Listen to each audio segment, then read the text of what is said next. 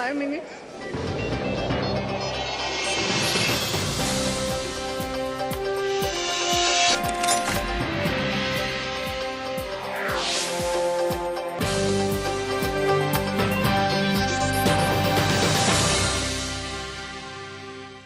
రెండు 2013-14 సంబంధించిన కేంద్ర బడ్జెట్ని ఆర్థిక మంత్రి అరుణ్ జైట్లీ లోక్సభలో ప్రవేశపెట్టబోతున్నారు. ఇప్పుడు లోక్సభలో ప్రత్యక్ష ప్రసారాన్ని చూద్దాం. The people of India have decisively voted for a change. The verdict represents the exasperation of the people with the status quo. India unhesitatingly desires to grow. Those living below the poverty line are anxious to free themselves from the curse of poverty. Those who have got an opportunity to emerge from the difficult challenges have become aspirational. They now want to be a part of the new middle class. Their next generation has a hunger to use the opportunity that society provides for them. Slow decision-making has resulted in a loss of opportunity. 2 years of sub 5% growth in the Indian economy has resulted in a challenging situation. We look forward to lower levels of inflation as compared to the days of double-digit rates of food inflation in the last 2 years. The country is in no mood to suffer unemployment, inadequate basic amenities, lack of infrastructure, and apathetic governance. The slowdown in India broadly reflects the trend in many economies. In contrast to the aftermath of the crisis of 2008-2009, when restoration of growth in advanced economies was a primary concern, the continuing slowdown being presently witnessed in many emerging economies has posed a threat to sustained global recovery. Fortunately, there are green shoots of recovery being seen in the global economy. As per the IMF, the world economy is projected to grow at 3.6% in 2014, vis-a-vis 3% in 2013. With the euro area expected to register a positive growth after a contraction witnessed in 2012 and 13. However, the performance of the US economy with the attendant implications for an unconventional monetary policy stance and global financial conditions is pivotal to the fate of the global recovery in the coming years. These are the headwinds against which the Indian economy would have to maneuver its way to attain a higher growth trajectory. As Finance Minister, I am bound to usher in a policy regime that will result in a desired macroeconomic outcome of higher growth, lower inflation, sustained level of external balance, and prudent policy stance. The budget is the most comprehensive action plan in this regard. In the first budget of the NDA government that I am presenting before the August House, my aim is to lay down a broad policy indicator of the direction in which we wish to take the economy.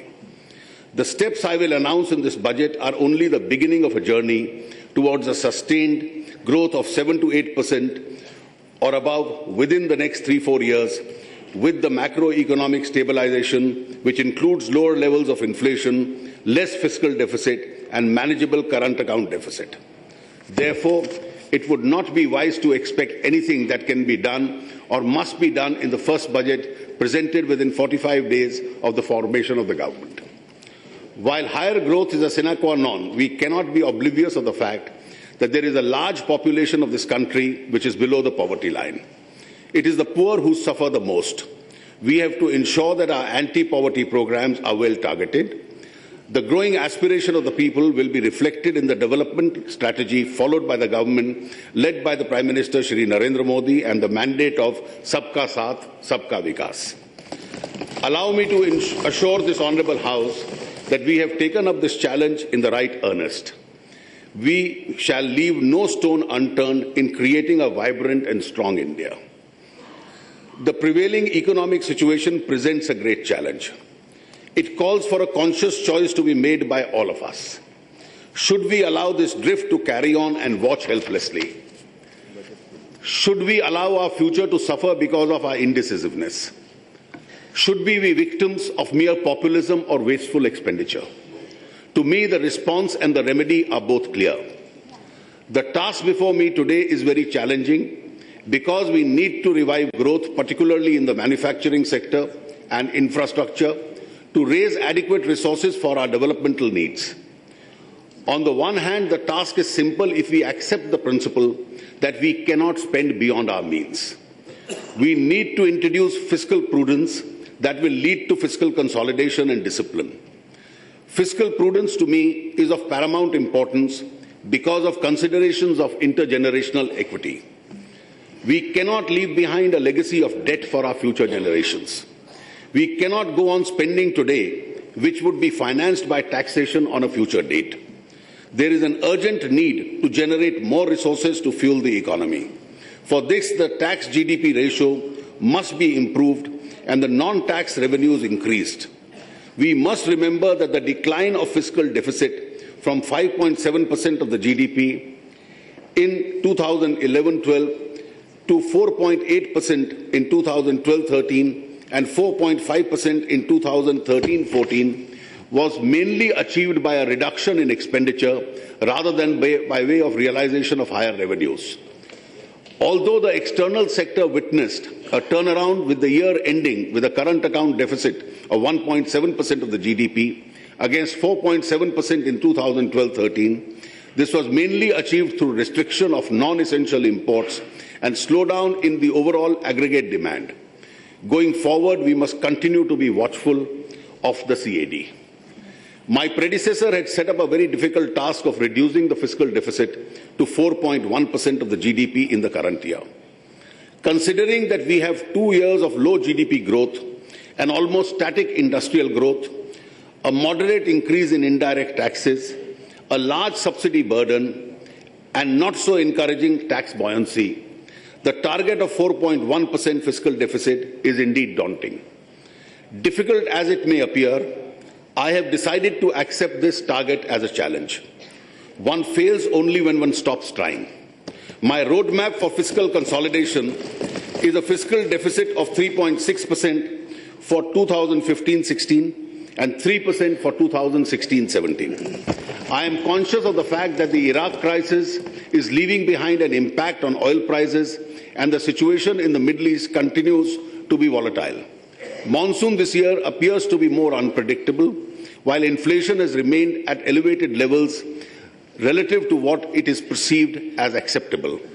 There is a gradual moderation in the WPI recently, from a high of 7.35% in 2012-13 to 5.98% in 2013-14. But we are still not out of the woods. We must address fully the problem of black money, which is a curse on our economy. Faced with the welfare of tribals, the One Bandhu Kalyan Yojana is being launched with an initial allocation of rupees 100 crores. Welfare of senior, please wait. Welfare of senior citizens. The NDA government, during the last term in office, had introduced the Varisht Pension Bima Yojana as a pension scheme for senior citizens. Under the scheme, a total number of 3.1 lakh annuitants were being benefited from the corpus amount of rupees 6,095 crores. I propose to revive the scheme for a limited period from 15th August 2014 to 14th August 2015 for the benefit of all citizens aged 60 years or above. A large number of amount of money is estimated to be lying in the unclaimed accounts of the PPF, post office, saving schemes, etc. Those are mostly out of investments belonging to the senior citizens and on their demise remain unclaimed for want of relevant payment instructions. I propose to set up a committee to examine and recommend how this amount can be used to protect the further financial interests of the senior citizens. The committee will give its report not later than December this year. Government is fully committed to the social security and the welfare employees serving in the organized sector. The government is notifying minimum pension of rupees 1,000 per month to all subscriber members of the EP scheme and has made an initial contribution of rupees 250 crores in the current financial years to meet the expenditure. Further increase in the mandatory wage ceiling of subscription of the EPS from 6,500 to 15,000 has been made. A provision of rupees 250 crores has been provided in the current budget. For the convenience of subscribers, EPFO will launch a unified account scheme service for contributing members and facility portability of the Provident Fund accounts. Empowerment of the differently abled persons. Government will make an all-out effort to create a more inclusive society for persons with disabilities to enable them to enjoy equal opportunities and to lead an empowered life with dignity. I propose to extend the assistance to the disabled persons for purchase, fittings, aids and appliances to include contemporary aids and assistive devices. It will also propose to establish a national level institute for universal inclusive design and mental health rehabilitation and also a center for disability sports. Incentives for visually challenged. The Beryl Press says in the government and the private sectors are not able to meet the demand of the textbooks for the visually impaired students. It is proposed to provide assistance of the state governments to establish 15 new press and modernize the 10 existing presses in the current financial year. The government will also print currency notes with Braille-like signs to assist the visibly challenged persons. Women's safety is a concern shared by all honourable members of the House. We need to test our different approaches that can be validated and scaled up quickly. An outlay of rupees 50 crores will be spent by the Ministry of Road Transport on a pilot scheme on the safety of women in public road transport. A sum of rupees 150 crore will be spent by the Ministry of Home on a scheme to increase the safety of women in larger cities. It is also proposed to provide a crisis management center in all districts of the NCT Delhi this year. In all government and private hospitals, the funding will be provided from the Nirbhaya Fund. Beti Bachao, Beti Padhao Yojana. It is a shame that while the country has emerged as a major player amongst the emerging economies, the apathy towards the girl child is still quite rampant in these many parts of the country. Therefore, I propose to launch the Beti Bachao, Beti Padhao Yojana, which will be focused scheme which will help in generating awareness and also improve the efficiency of the delivery welfare services meant for women. I propose to set aside a sum of rupees 100 crores for this. Gender mainstreaming. The government would focus on campaigns to sensitize people in this country towards the concerns of the girl, child and women. The process of sensitization must begin early. Therefore, school curriculum will have a separate chapter on gender mainstreaming. The Pradhan Mantri Gram Sadak Yojana, initiated it during NDA-1 under the stewardship of Prime Minister Shri Atal Bihari Vajpayee, has had a massive impact in improvement of access to rural population. It is time to reaffirm our commitment to a better and more energetic PMGSY under the dynamic leadership of Prime Minister Shri Narendra Modi. I propose to provide a sum of rupees 14,389 crores for this purpose. Manrega. The government is committed to provide wage and self-employment opportunities in rural areas. However, wage employment would be provided under the Manrega through works that are more productive, asset-creating, substantially linked to agriculture and allied activities. Ajivika, the National Rural Livelihood Mission, aims at eliminating rural poverty through sustainable livelihood options.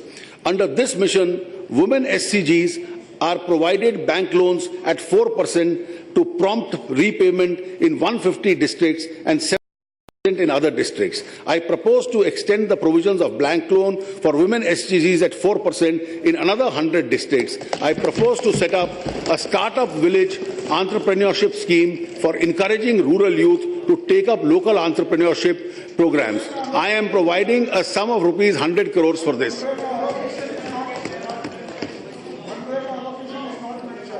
The amount is there, don't worry. It's maintained. Mentioned that, that's why I'm asking. Never happened.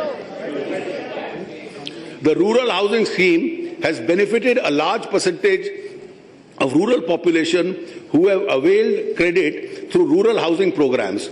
I propose to increase the allocation for 2014-15 to 8,000 crores for National Housing Banking Program with a view to expand and continue to support rural housing in the country. To give an added impetus to the watershed program in the country, I propose to start a new program called the Nirnanchal with an initial outlay of rupees 2,142 crores in the current financial year. Backward Region Grant Fund is being implemented in 272 backward districts in 27 states to fill the critical gap in the development of basic infrastructure facilities for capacity building of panchayats, gram sabhas in the backward areas. It is proposed to restructure the BRGF to address inter-district inequalities to ensure the backward sub-district units within the state get adequate support.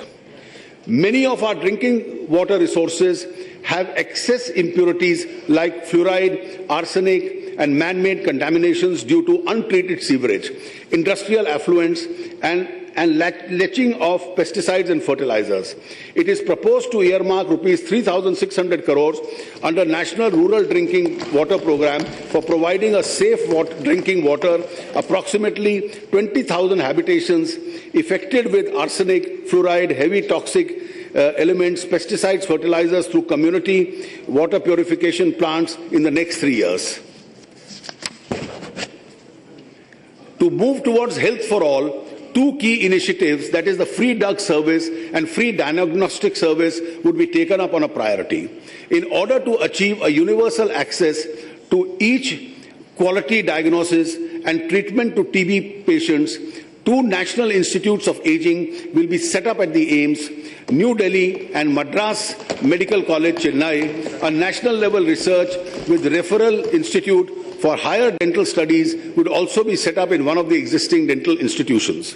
It is a matter of great satisfaction that all the 6 new AIIMS at Jodhpur, Bhopal, Patna, Rishikesh, Bhubaneswar and Raipur, which were a part of the Pradhan Mantri Swasthya Suraksha Yojana, have become functional.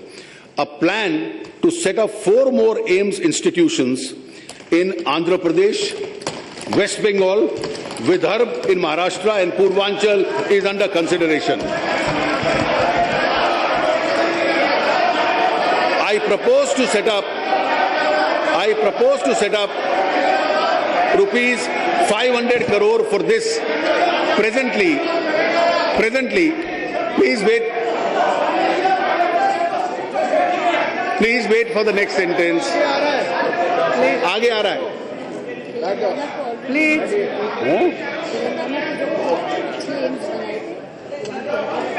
Presently, पूरा सुनिए. Presently, please wait for the next sentence. Government medical colleges have been approved. It is proposed to add 12 more government medical colleges. In addition, dental facilities will also be provided in these hospitals. All other states which are making a request will be considered under this. For the first time, and let me add that in the coming years of the government, each year in the states where there is no AIIMS, we'll be adding it to make sure that there is an AIIMS created in every state in the country.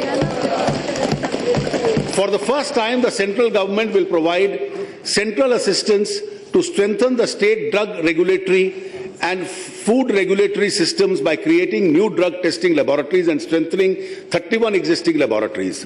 In keeping with the government's focus on improving affordable healthcare and to augment transfer of technology for better healthcare facilities in rural India, 15 model rural health research centers will be set up, which will take up the research on local health issues concerning rural population. Elementary education is one of the major priorities of the government. There would be a residual gap in providing minimal facilities. Government would strive to provide toilets and drinking waters in all the girls' schools in the first place.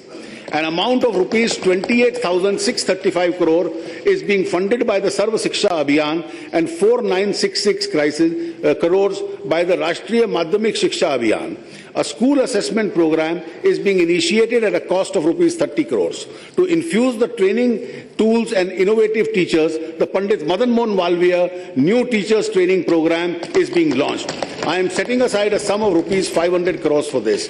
To take advantage of the reach of the IT, I propose to allocate a sum of rupees 100 crores for setting up a virtuous classroom as communication-linked interface for cultivating knowledge on the online courses. The country needs a large number of courses of higher learning, which are of the world class. I propose to set up the Loknayak Jayaprakash Narayan National Center for Excellence in Humanities in Madhya Pradesh. I also intend to set up 5 more IITs in Jammu, Chhattisgarh, Goa, Andhra Pradesh and Kerala. 5 more IIMs would be set up in the state of Himachal Pradesh, Punjab, Bihar, Orissa and Maharashtra. I propose to set up an amount of rupees 500 crores for this. Government also proposes to ease and simplify norms and facilitate education of loans for higher education. There has been eminent need to further bridge and divide the human-digital divide between the haves and the have-nots. For this, it is proposed to launch a pan-India program, Digital India. This would ensure broadband connectivity at village level, improved access to services through IT-enabled programs, greater transparency in government processes, and increased indigenous production of the IT hardware and software of exports and improved domestic availability. Special focus will be on supporting software product startups, a national rural internet and technology mission service in villages and trainings in IT and e-Kranti for the government services delivery and governance scheme is also proposed. I have provided a sum of rupees 500 crores for this purpose.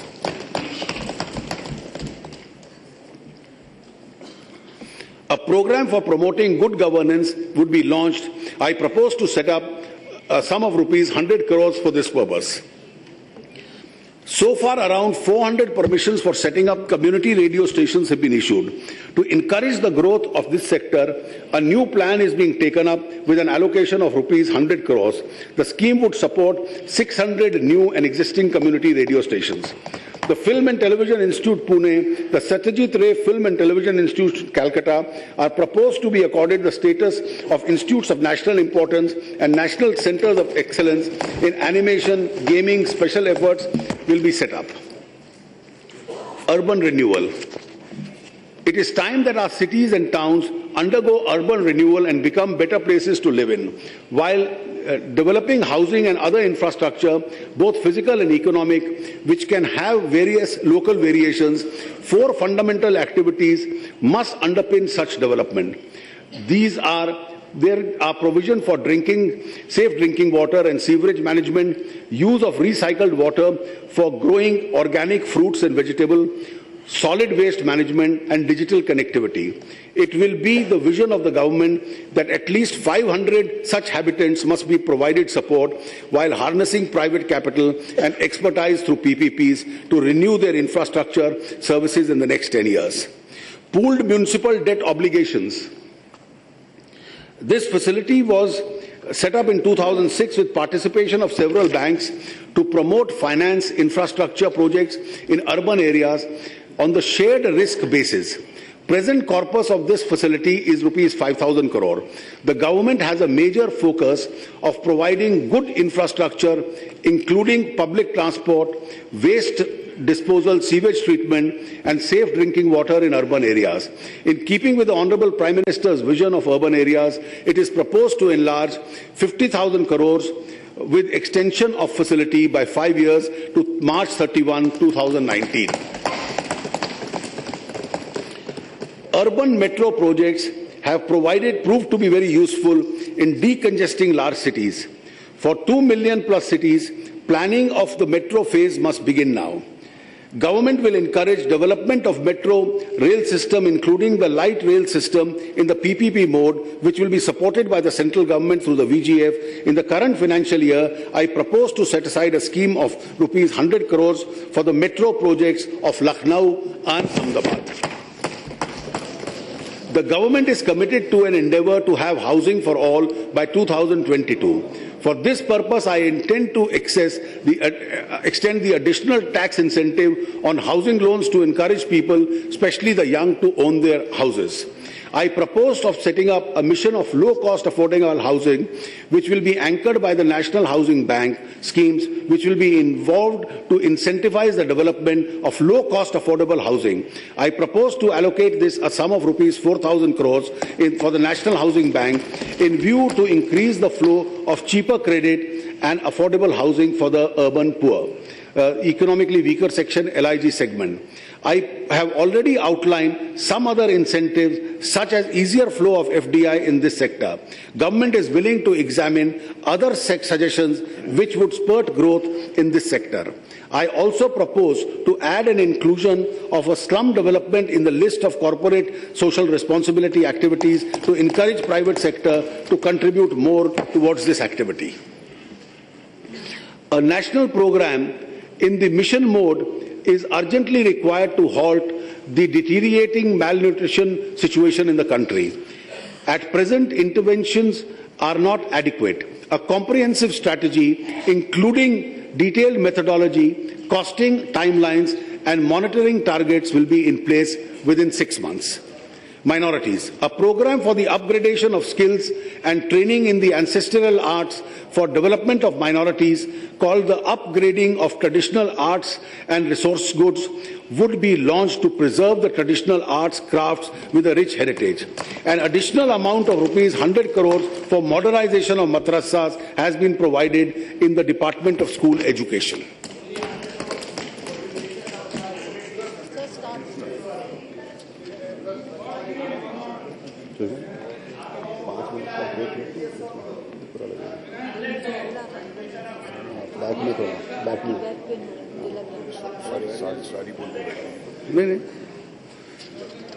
Farming is an activity which contributes to nearly 1/6 of our national GDP, and a major portion of a population is dependent on its livelihood.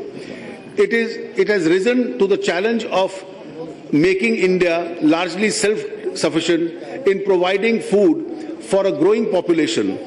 To make farming competitive and profitable, there is an urgent need to set up investment, both public and private, in agro-technology and development and creation of modernization and easing of agricultural business infrastructure. And Agricultural Research Institute, Pune, has been in the forefront of research in this area. However, since independence, only one of the such centers has been established. Government will establish 2 more such institutions of excellence of similar pattern in Assam and Jharkhand with an initial sum of rupees 100 crores in the current financial years. In addition, an amount of rupees 100 crores is being set aside for setting up an agri-infrastructure fund. It is also proposed to establish agricultural university in Andhra Pradesh and Rajasthan and horticulture university in Telangana and Haryana. An initial amount of 200 crore has been allocated for this purpose.